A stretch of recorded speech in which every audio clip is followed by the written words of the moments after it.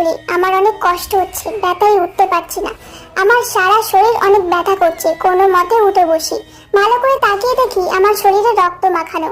আমার পাশে চোখ যেতেই মাথা ঘুরে গেল। আমার দুটো ডানা কাটা অবস্থায় পড়ে রয়েছে। আমি চিৎকার করে সুগাকে ডাকছি, কিন্তু কেউ নেই। আমি উঠে দাঁড়াতে পারছি না। যন্ত্রণায় আমার সারা শরীর কাঁপছে।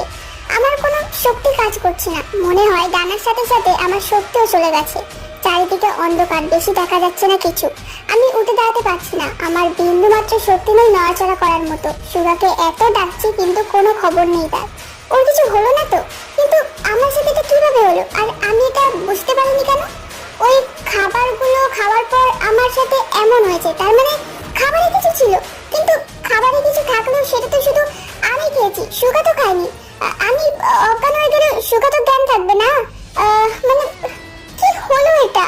তার মানে সুগা কি আমার সাথে এমন করেছে? না না না না, আমি কি ভাবছি? সুগা এমন কিভাবে করতে পারে আমার সাথে? এটা একদমই না, একদমই আমি ভুল ভাবছি। হ্যাঁ, হয়তো ও আমাকে বাঁচানোর চেষ্টা করেছে, কিন্তু পারেনি। সুগার আবার কিছু হয়নি তো? আমার অজোরে কান্না আসছে। আমার জন্য হয়েছে এসব। জিমিন কান্না করতে করতে আবার অজ্ঞান হয়ে যায়।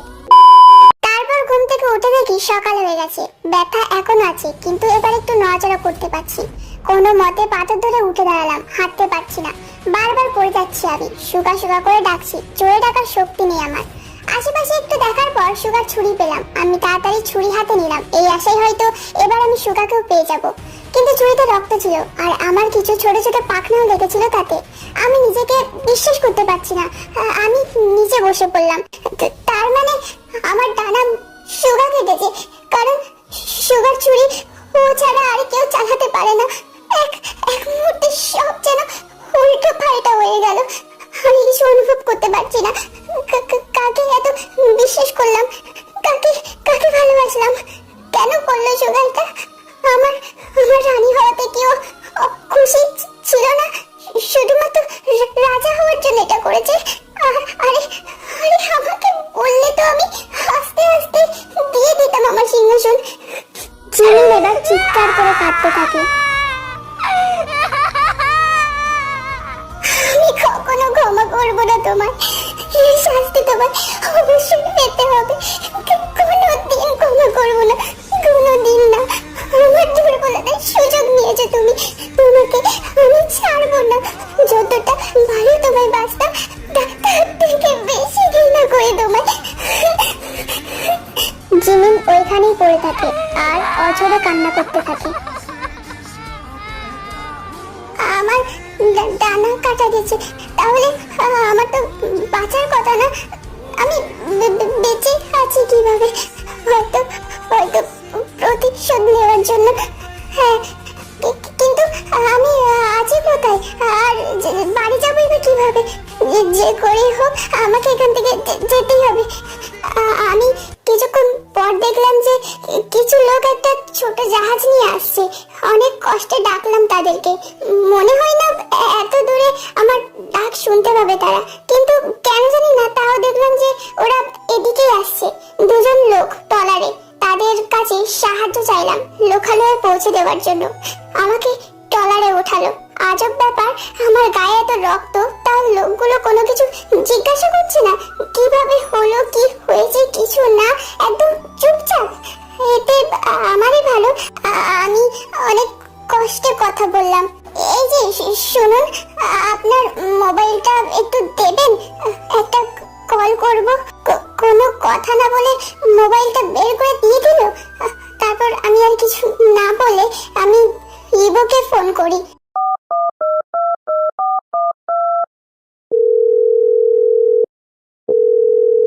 হ্যালো, কে? ইবো, আমি জিম্মি। কোথায় তুই? কাল বাড়িতে যাসনি কেন? জানিস তুই আন্টি কতবার কল করেছে আমাদের কাছে? আমরা যেভাবে হোক কোনো মতে সামলে নিয়েছি। বাই দ্য ওয়ে, কোনো প্রবলেম হয়েছে তোর? কোথায় আছিস এখন?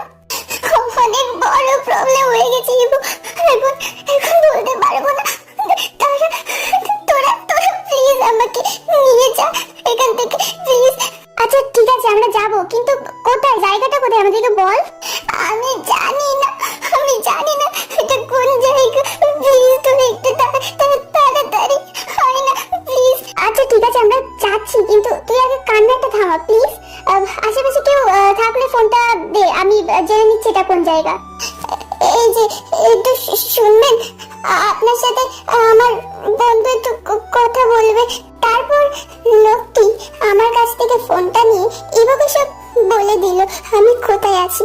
অ্যাকচুয়ালি আমি একটা আইল্যান্ডে আছি। ইবো আর লিনো আসছে আমাকে নিতে। আসতে নাকি দুপুর হয়ে যাবে, এখন সবে সকাল 8টা বাজে। অনেকক্ষণ পর আমি লোকালয় দেখতে পাচ্ছি যেখানে মানুষ আছে। আমি নেমে পড়ি, ট্রলারটি আবার চলে যায়। অদ্ভুত ব্যাপার যে ধন্যবাদ বললাম তাও কোনো উত্তর নেই। সবাই আমার দিকে অদ্ভুত ভাবে তাকিয়ে আছে, তাকিয়ে থাকারই কথা। আমি সবার আড়াল হয়ে একটু দূরে গিয়ে বসে আছি যাতে লিনো আর ইবো আসলে তাকে দেখতে পাই। আমি ওড়না গায়ে পেঁচিয়ে বসে আছি আর ভাবছি কি হয়ে গেল আমার সাথে। চোখ বন্ধ করে বসে আছি, সুগার গায়ের ঘ্রাণ আসছে। আমি আমি বুঝতে পারছি চোখ খুলে কাউকে দেখতে পাচ্ছি না, কিন্তু আমার মনে হচ্ছে ও এখানে কোথাও আছে। ওকে অনুভব করতে পারছি আমি। একবার হলে ওর সাথে দেখা করতে চাই, জিজ্ঞাসা করতে চাই কেন করলো এটা সে আমার সাথে, আর কি দেখতে এসেছে আমাকে, মরেছি নাকি বেঁচে আছি। দুপুর হয়ে গেছে, লিনো আর ইবো এসেছে, এসে আমাকে ডাকছে। আমি কোনো মতে দৌড়ে যাই ওদের কাছে। ওরা আমাকে দেখে তাড়াতাড়ি দৌড়ে আসে আমার কাছে। জিমি, তোর কি হয়েছে? তোর এই অবস্থা কে করেছে বল আমাকে, আমি তোকে একদম ছাড়বো না। বল কি করেছিস রে? কি করলো এমনটা তোর সাথে? এত রক্ত কেন তোর গায়ে? জিমিন ইবো আর লিনোকে জড়িয়ে ধরে অঝরে কান্না করতে থাকে। আগে আমাকে এখান থেকে নিয়ে চল প্লিজ, আমি এখানে থাকতে চাই না, আমাকে এখান থেকে নিয়ে চল। ইবো আর লিনো আমাকে ধরে নিয়ে গাড়িতে বসায়। আমি শুধু কান্না করছি। বলে না, আপন মানুষ দেখলে মনের কষ্টটা বেশি করে প্রকাশ পায়। আমি লিনোকে ধরে কান্না করছি আর বলছি ও কিভাবে পারলো এটা করতে আমার সাথে। নিজের থেকে বেশি ভালোবেসেছিলাম আমি ওকে। আমি ওকে ছাড়বো না। কিভাবে করলো আমার সাথে এটা? আমি ওকে ছাড়বো না। স্বার্থবাদী, ঘৃণা করি, আমি ওকে ঘৃণা করি। বলতে বলতে জিমিন অজ্ঞান হয়ে যায়। চোখ খুলে দেখি আমি বিছানায় শুয়ে আছি, আমার গায়ে রক্ত নেই, জামাটা চেঞ্জ করা। একটু ভয় লাগলেও পরে দেখি শিয়াও আসছে। এখন কেমন লাগছে? ভালো, কিন্তু আমার জামা? আরে চিন্তা করিস না, আমি ভালো করে গরম পানি দিয়ে তোর গা মুছিয়ে জামাটা চেঞ্জ করে দিয়েছি। ও ঠিক আছে। একটা কথা বল, আমি যখন তোর গা মোছালাম কিন্তু একটা ক্ষত দেখলাম না আমি, কিন্তু এত রক্ত ছিল তোর গায়ে যে আমি কি বলবো। আবার আমার সব মনে পড়ে যায়, চোখে পানি চলে আসে। কিন্তু আর কোথাও ক্ষত না থাকলেও পিঠে তো থাকার কথা। কি রে, কি হলো বল? ইবো আর লিনো চলে আসে ততক্ষণে। সবাই জিজ্ঞাসা করছে কি হয়েছে। আমি তাদের সবটা বলি। শিয়াও আমাকে ধরে কান্না করতে থাকে। ইবো আর লিনোর চোখেও পানি আর রাগও। ওই সুগাকে পেলে না আমি জানে মেরে ফেলবো ওকে। ওর সাহস কি করে তোর সাথে এমনটা করে? হ্যাঁ, সুগাকে আজই ওর বাড়ি থেকে বের করে এমন মানে মারবো না একদম ওর কি বলবো নামই ভুলে যাবে। সাহস কি করে তোর সাথে এমনটা করার? তোরা ভুলে যাস না কিন্তু সুগা কোনো মানুষ নয়, ও জিন। তো কি আছে, অনেক বড় বড় হুজুর রয়েছে ওকে ধরার জন্য। মারতে না পারলেও না শান্তিতে থাকতে দেবো না ওকে।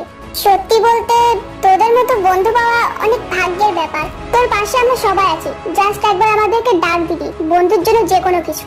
আরে তোরা একটু চুপ থাক তো। জিমিন, তুই আগে স্যুপটা খেয়ে নে তো আগে। আরে শিয়া, আমার এখন ভালো লাগছে না, ছাড় না। খেতে বলছি, চুপচাপ খেয়ে নে। জোর করে খাইয়ে দেয় স্যুপটা আমাকে। রাত হয়ে গেছে, তাই আমি শুয়ে আছি। শিয়াও আমার পাশে অর্ধেক শোয়া অবস্থায় আমার মাথায় হাত বুলিয়ে দিচ্ছে। চোখ বন্ধ করে রাখলেও ঘুম নেই আমার চোখে। চোখটা একটু লেগে আসতেই কারো স্পর্শে আমার ঘুম ভেঙে যায়। চোখ খোলার সাথে সাথে কেউ চলে গেল মনে হলো। আমি উঠে জানালার কাছে গেলাম। যার আশেপাশে থাকার অনুভব হচ্ছে তাকে আমি কোনোভাবেই অনুভব করতে চাই না, তাই জোরে জানালাটা বন্ধ করে দিলাম। চাই না ওকে অনুভব করতে, চাই না ওর চেহারা দেখতে, চাই না ওর সাথে কথা বলতে, চাই না ওর কথা মনে করতে। এইবার জবাব তোমাকে দিতেই হবে। আমি গিয়ে শুয়ে পড়ি। নীরবের চোখের পানি পড়তে থাকে, বালিশটা ভিজে গেছে নোনা জলে। এভাবে চোখের জলে কেটে যায় সারা রাত। এখন সকাল 7টা বাজে। আমি সবার আগে উঠি। সেও ঘুমিয়ে আছে আমার পাশে। তার পাশের রুমে ইভো আর লিনো ঘুমিয়ে আছে। সেবের মা বাবা বাসায় নেই, তাই কোনো সমস্যা হয়নি। আমি নামাজ পড়ে বাগানে বসে আছি প্রায় অনেকক্ষণ ধরে। আগে থেকে অনেক সুস্থ। আমার মনে হচ্ছে আমার শরীরে এখন জান নেই। আমার আর ভালো লাগছে না, তাই উপরে চলে যাই। সেও নাস্তা রেডি করছে। আমার জন্য সবাই মন খারাপ করে বসে আছে, কিন্তু ওদের মন ভালো করার জন্য কিছু করতেও পারবো না এখন আমি। আমার মনে এখন কোনো জোর নেই যে আমি কি করে ওদের মনটা ভালো করব। ইগো, আমাকে বাড়ি দিয়ে আয়, আমার আর ভালো লাগছে না। বেশি কথা না বলে আগে ব্রেকফাস্টটা কর, তারপর দেখছি দিয়ে আসবো কিনা। আমি কিছু খাবো না, বোঝার চেষ্টা কর না প্লিজ। আমাকে আগে দিয়ে আয় বাড়িতে। আগে খেয়ে নে, আর না খেলে বাড়ি দিতে দেবো না আমি। না দিয়ে আসলে আমি একাই যেতে পারবো, দিয়ে আসতে হবে না, বাই। এটা বলে জিমিন ডাক দেখিয়ে সেখান থেকে চলে যেতে যাবে, ঠিক তখনই ইভো বলে ওঠে, আরে দাঁড়াবো, ঠিক আছে ওকে ফাইন, আমি দিয়ে আসছি। তারপর ইভো আর লিনো আমাকে বাড়ি পৌঁছে দেয়। বাড়ি ঢুকতেই মা শুরু করে দেয়, দুদিন থেকে তোর কোনো খবর নেই, কি ব্যাপার বলতে? কি পেয়েছিস কি তুই?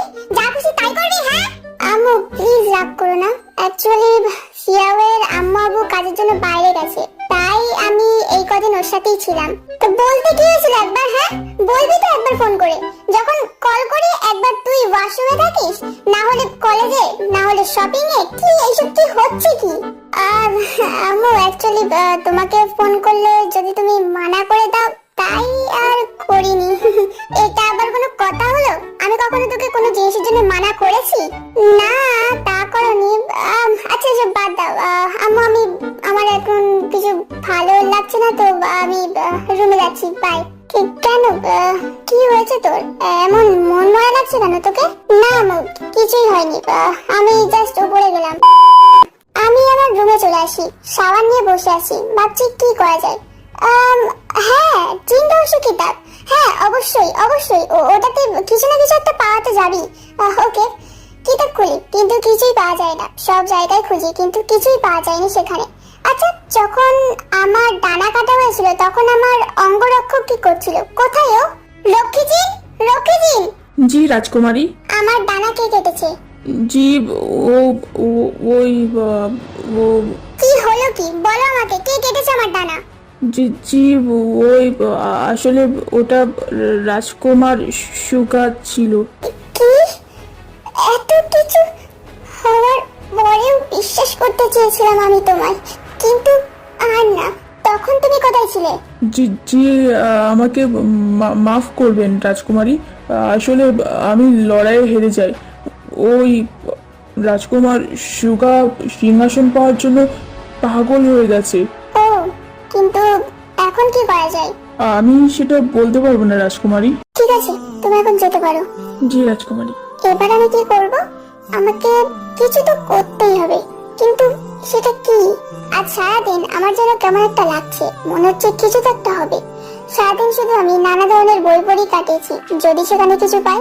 পড়তে পড়তে আমার চোখে যেন ঘুম নেমে আসে। বেশ অনেকক্ষণ পর কারো ঠোঁটের স্পর্শ পেলাম আমার কপালে। হয়তো জানি এটাকে, আমি জেগে গেছি, এটা বুঝতে দেইনি তাকে আমি। আমার হাত ধরে বসে আছে সে। সত্যি বলতে অনেক ঘৃণা হচ্ছে তার ছোঁয়া পেতে। আজ আর যেতে দেওয়া যাবে না তাকে, তাই সুযোগ বুঝে তার হাতটা শক্ত করে ধরে উঠে বসলাম বেডের উপর। মিন, খবরদার আমাকে একদম ওই নামে ডাকবে না। কি দেখতে এসেছো, আমি মরে গেছি কিনা? মিন প্লিজ আমার কথাটা আগে শোনো। কি শুনবো কি? কিছু শোনার বাকি রেখেছো নাকি তুমি? এখন আমি তোমাকে চিনতে পেরেছি। এতটা স্বার্থপর কিভাবে হলে তুমি? ছি, লজ্জা করে না? প্লিজ মিন, এখন আমি তোমাকে কিছু বলতে পারবো না, আমাকে যেতে দাও দয়া করে। আমি কিছু শুনতেও চাই না, আর যেতে তো আমি তোমাকে এত সহজে দেবো না। আমার কাছে শক্তি নেই তো কি হয়েছে? হ্যাঁ আল্লাহর কালাম তো আছে আমার কাছে। মিন প্লিজ ছাড়ো আমাকে, না হলে পরে পস্তাবে তুমি। তোমাকে বিশ্বাস করার পর আমি অনেক পস্তেছি, কিন্তু আর না। এটা বলে জিমিন তার চোখ বন্ধ করে সূরা পড়া শুরু করলো। মিন প্লিজ বন্ধ করো, প্লিজ মিন আমার কথা শোনো, ছাড়ো আমাকে মিন প্লিজ। আমি সুগার হাত ছেড়ে ওকে সূরা দ্বারা বন্ধ করে দিলাম। ও এখন দাঁড়িয়ে আছে, নড়াচড়া করতে পারবে না, কিন্তু বেশিক্ষণ এভাবে ওকে আটকে রাখা যাবে না। মিন কি করছো তুমি? ছাড়ো আমাকে প্লিজ, আমি আমি বলছি তুমি তোমাকে পরে সবটা খুলে বলো, প্লিজ এখন ছাড়ো আমাকে। আমি তো আর তোমাকে ছাড়ার জন্য বন্দি করিনি, আমাকে ধোঁকা দেওয়ার শাস্তি তো পেতেই হবে তোমাকে, আর সেটা আমি নিজ হাতে দেবো। আমি আমার চোখ বন্ধ করে তলোয়ারটা আমার কাছে আনলাম, সুগার গলায় ধরলাম তলোয়ারটা। সুগা চুপ করে আছে। সুগা প্লিজ কিছু বলো। সরি, আমার এখন কিছু বলার নেই। আমি তলোয়ারটা আরো শক্ত করে ধরলাম ওর গলায়। জানো তো, আমার শক্তি চলে গেল না, যুদ্ধ করে এখনো বলিনি সুগা, আর এই তলোয়ার এখনো আমার কথায় কাজ করে। তোমাকে মারতে আমার 1 সেকেন্ডও লাগবে না, সো প্লিজ কিছু বলো। তুমি আমাকে মেরে ফেলো, আমি এখন কিছু বলতে পারবো না। মন তো তাই চাইছে, কিন্তু আমি তোমার মতো না। মাথা বলছে মেরে ফেলতে, কিন্তু মনকে মানাতে পারছি না আমি। বিশ্বাস নেই আমার উপর? বিশ্বাস? হ্যাঁ বিশ্বাস? বিশ্বাসের মানে বোঝো তুমি? সত্যি বলতে একটু আগ পর্যন্ত বিন্দুমাত্র বিশ্বাস ছিল, তারপর কিন্তু রক্ষীজিনের কথা শুনে আর নেই। রক্ষীজি মানে? কোথায় থেকে এলো রক্ষীজি? কেন, কি মনে করেছিলে ওকে মেরে ফেলবে? আগে বলো কোন রক্ষীজিন, এক্ষুনি ডাকো এখানে, ওকে আমার সামনে ডাকো। হঠাৎ করে কি হলো, এমন করছো কেন? আমি যেটা বলছি আগে সেটা করো, ওকে আগে এখানে ডাকো। রক্ষীজিন। জি রাজকুমারী। প্লিজ ওর থেকে দূরে থাকো। আগে বল কে তুই, বল কে তুই? আমি রাজকুমারীর রক্ষীজিন। মিথ্যা, একদম মিথ্যা কথা বলছিস তুই। আগে বল কে তুই, এখানে কি করতে এসেছিস? ব্যাস, অনেক হয়েছে। কি হচ্ছে কি এখানে? মিন দূরে থাকো ওর থেকে, আমি বলছি কিন্তু ওর থেকে দূরে থাকো তুমি। হ্যাঁ, দূরে আমার থেকে না, তোর থেকে থাকা উচিত। রাজকুমারী মারুন ওকে। তোকে তুমি মারবো শয়তান কোথাকার। তুই কে তুই বল আমাকে। চুপ থাকো সুগা, এবার তোমার নাটক করাটা বন্ধ করবে একটু। রাজকুমারী আমি এখন গেলাম, দরকার হলে আমাকে ডাক দিবেন। এটা বলে সেখান থেকে রক্ষীদিন চলে যায়, আর সাথে সাথে জিমিনের মা হয়ে নিম ভিতরে চলে আসে। এখানে কি হচ্ছে? হ্যাঁ সুগা, এসব কি হচ্ছে জিমি? আমি পিছন ফিরে দেখি আমার মা দাঁড়িয়ে আছে। ও শিট, এখন কি হবে? আমা, আমি আমি আমি তোমাকে সবকিছু বলছি, এখন তুমি এখান থেকে চলো তো। জিমিন প্লিজ দাঁড়াও, ওর সাথে যেও না তুমি, ও তোমার মা না। জিমিন তুই আমার সাথে চল। কি হচ্ছে কি এখানে? যখন তখন যা কিছু করে বসে, চল। আমি আর মা সেখান থেকে যেতে নিলে সুগা বাঁধন ছাড়িয়ে তার তলোয়ার আমার মায়ের পিঠে ঢুকিয়ে দেয়। না আম্মু! আম্মা মাটিতে পড়ে যায়। মা প্লিজ ওঠো, মা প্লিজ ওঠো না। সুগা তুমি এটা কি করলে? হ্যাঁ মা প্লিজ। সুগা তার মায়ের কাছ থেকে জিমিনকে উঠিয়ে হাত ধরে দাঁড় করায়। শোনো, সুগা এর আগে কিছু বলতে যাবে, ঠিক তখনই জিমিন তার পুরো শক্তি দিয়ে তার তলোয়ার সুগার পেটে ঢুকিয়ে দেয় আর জোরে বের করে নেয়। সুগা ছিটকে পড়ে যায় মাটিতে।